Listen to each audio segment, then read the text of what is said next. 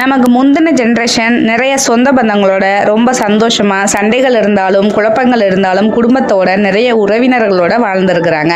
ஆனால் இன்னைக்கு இந்த காலத்து குழந்தைங்களுக்கு நம்ம அம்மா அப்பாவை தாண்டி வெளியில் யாருமே சொந்தம் அப்படிங்கிறது தெரியவே இல்லை. காரணம் என்னன்னா, அன்னைக்கு நான் ஒரு ஃப்ரெண்டு வீட்டுக்கு போயிருந்தேன். அங்கே ஒரு பெரிய சர்டிஃபிகேட் வந்து ஃப்ரேம் பண்ணி மாட்டி போட்டிருந்தாங்க. என்ன அப்படின்னா, அங்கே அவங்க வீட்டில் உள்ள குழந்தை வந்து ஒரு நாள் கூட ஸ்கூலுக்கு லீவ் எடுக்காமல் 100% அட்டண்டன்ஸ் கொடுத்ததுனால அந்த குழந்தைய பாராட்டி அந்த ஸ்கூலில் வந்து ஒரு மெடலும் ஒரு சர்டிஃபிகேட்டும் கொடுத்துருக்குறாங்க. அதை ரொம்ப பெருமையாக அந்த அம்மா என்கிட்ட காமிச்சிக்கிட்டு இருந்தாங்க. எவ்வளவு முடியலன்னா நான் அவனை லீவே போட விட மாட்டேன், எப்படியாவது ஸ்கூலுக்கு அனுப்பிடுவேன், ஏன்னா ஒரு நாள் கூட அவன் லீவ் போடாமல் போனதுனால தான் அந்த மெடல் வாங்க முடிஞ்சுச்சு, இல்லாட்டி சும்மா கிடச்சிருமா இதெல்லாம் அப்படின்னு ரொம்ப பெருமையாக பேசிக்கிட்டாங்க.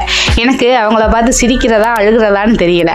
காரணம் என்ன அப்படின்னா, அந்த ஒரு வருஷத்தில் அவங்க வீட்டில் எவ்வளவோ ஃபங்க்ஷன் வந்திருக்கும். அவங்க சொந்த பந்தத்துக்குள்ளே கல்யாணம் வந்திருக்கலாம், கோயில் திருவிழா வந்திருக்கலாம், சொந்த ஊரில் ஏதாவது திருவிழா வந்திருக்கலாம், இல்லை அவங்க ரிலேட்டிவ்ஸ்ல ஏதாவது காது குத்து இல்லை சடங்கு அப்படின்னு நிறைய ஃபங்க்ஷன்ஸ் வந்திருக்கும். ஆனால் ஒரு ஃபங்க்ஷன் கூட அட்டன் பண்ண விடாமல் அந்த குழந்தைக்கு எந்த சந்தோஷத்தையும் காட்டாமல் ஸ்கூலுக்கு அனுப்புனதோட விளைவு என்ன ஆகும் அப்படின்னா, அந்த குழந்தை வளர்ந்து வரும்போது தன்னுடைய நெருங்கிய சொந்தமே தான் கண்ணு முன்னாடி கிராஸ் பண்ணால் கூட இவங்க அம்மா வழி சொந்தம் இன்னாரு அப்படின்னு, அப்பா வழி சொந்தம் இவங்க இன்ன முறை வேணும் அப்படின்னு தெரியாமல் நம்ம பல உறவு முறைகளை தொலைச்சிட்டு தன்னந்தனி மரமாக நம்ம வாழ போகிறோம்.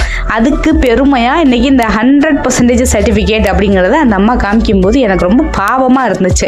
ஏன் அப்படின்னா, இது வந்து என்ன சொல்கிறதுனா, அவங்க குழந்தை போயிருக்காங்க அப்படின்னு நம்ம பழி சொல்ல வரல, அது வந்து ஒரு சந்தோஷம் தான். இருந்தாலும் அந்த ஒரு நாள் அந்த ஸ்கூலுக்கு லீவு போட்டு அந்த குழந்தைய கூட்டிகிட்டு போய் இவங்கெல்லாம் நம்ம சொந்தம், இவங்கெல்லாம் பந்தம், நம்ம குடும்பம் இவ்வளவு பெருசு, நம்ம சொந்தம் இவ்வளவு பெருசு அப்படின்னு காமிச்சா அந்த பள்ளிக்கூடம் முடிச்சு வெளியே வரும்போது ஏதாவது நாளைக்கு ஒரு பிரச்சனை, நம்ம அம்மா அப்பா இல்லாத இடத்துல ஏதோ ஒரு பிரச்சனை வருது அப்படின்னா அவங்களுடைய சொந்தமா உருத்தா உறவா யாராவது வந்து நின்று நான் இவங்களுக்கு இன்னாரு மாமா இருக்கேன், சித்தி இருக்கேன், அத்தை இருக்கேன் அப்படின்னு ஒரு உருத்தா சொந்த நிற்கும் போது அந்த குழந்தைக்கு கிடைக்கக்கூடிய ஒரு நம்பிக்கை, ஒரு ஆறுதல், ஒரு புத்துணர்ச்சி அந்த சர்டிஃபிகேட்டால தர முடியுமா?